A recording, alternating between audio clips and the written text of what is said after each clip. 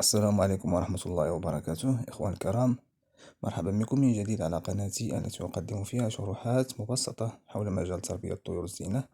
قبل أن نبدأ أود أن أشكر متتبعي الذين يقومون بدعمي في كل الفيديوهات التي أقوم بنشرها، كما أود أن أدعو الزوار الجدد إلى الاشتراك معي بالقناة لكي تصلهم كل المعلومات أولا بأول. إخواني الكرام، اليوم سوف نتحدث عن منتوج مهم جدا في مجال تربية طيور الزينة، هو منتوج نيكتون. هذا المنتوج صراحة هذه الشركة لها العديد من الفيتامينات الخاصة بالحيوانات. سوف نقتصر اليوم على ذكر فوائد نيكتون إس، وكذلك فوائد نيكتون أو، مع طريقة التقديم، ومتى يجب علينا أن نقدم هذه المنتجات، وكذلك متى يجب علينا أن نتوقف عن تقديمها، والطريقة الصحيحة لكي نستفيد أقصى درجة. إخواني الكرام، كما تعلمون أن النيكتون إس هو ملتي فيتامين، أي فيتامين متكامل يحتوي على العديد من العناصر الغذائية، يحتوي على العديد من الأنزيمات، وكذلك يحتوي على العديد من المعادن والأحماض الأمينية. كل هذه العناصر إخواني الكرام جعلت من هذا المنتوج منتوج جيد جدا صراحة. فهو يقدم على مدار السنة، نقدمه للطيور.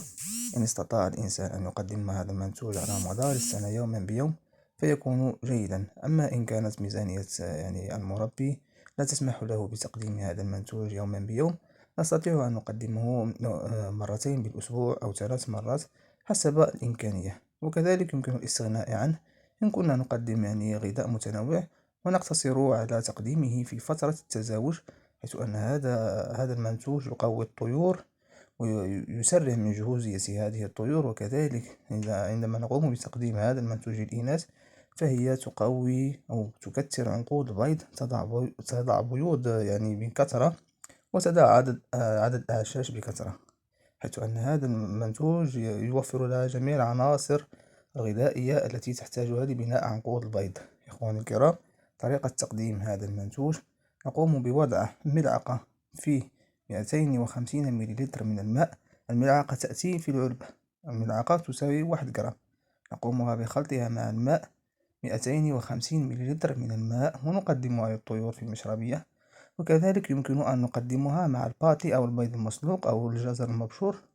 نقدم كل 100 جرام من الباتي أو البيض أو الجزر نقدم ملعقة تأتي فيها كما قلنا فيها 1 جرام. هذا هو القياس الذي نقوم بتقديمه للطيور، وصراحة منتوج جيد جدا. أما نيكتون أو فهذا المنتوج كذلك هو جيد جدا في تجهيز الذكور. كما تعلمون أن فيتامين أو هو فيتامين مهم جدا لتجهيز الذكور، يزيد من الخصوبة، وكذلك يقوي الحيوانات المنوية لدى الطيور.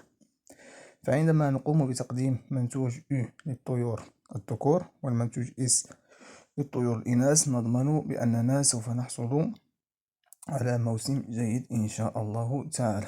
لكن يجب علينا أن نراعي، أن نقوم باستبدال هذه المنتوجات كل 24 ساعة، مع غسل المشارب والمعالف كذلك، والنظافة وتشميس الطيور، وتقديم برنامج غذائي متوازن ومتنوع لكي نصل إلى أكثر عدد ممكن من الإنتاج، أو نحصل على أكبر عدد ممكن من الفراخ في موسم التزاوج. إخواني الكرام، هناك طريقة جيدة أننا نقوم بخلط هذه المنتجات مع بعضها قصد التجهيز السريع للطيور. نقوم بوضع 1 جرام من نيكتون أو و1 جرام من نيكتون إس، ونقوم بخلطها في نصف لتر من الماء، 250 ملي عفوا 250 مليلتر من الماء.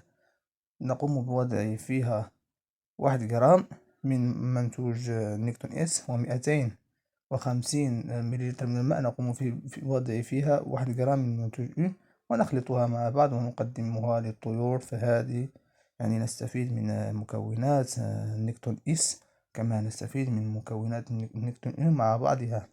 هذه الطريقة جيدا إخواني الكرام، ينصح بها العديد من المربون، وأنا صراحة أنا أقوم بتقديم هذا المنتوج منذ سنوات للطيور. صراحة هو منتوج رائع. لم تحدث معي أي مشاكل، بالعكس كان الإنتاج وفير والطيور في صحة جيدة. إخواني الكرام، إلى هنا نكون قد انتهينا من هذا الفيديو. نلقاكم في فيديو لاحق إن شاء الله تعالى، نقدم فيه شروحات عن فيتامينات ومكملات غذائية أخرى. وكما قلت لكم في البداية، إن كنتم زوارا جدد فلا تبخلوا علينا بالاشتراك، وشكرا وإلى اللقاء.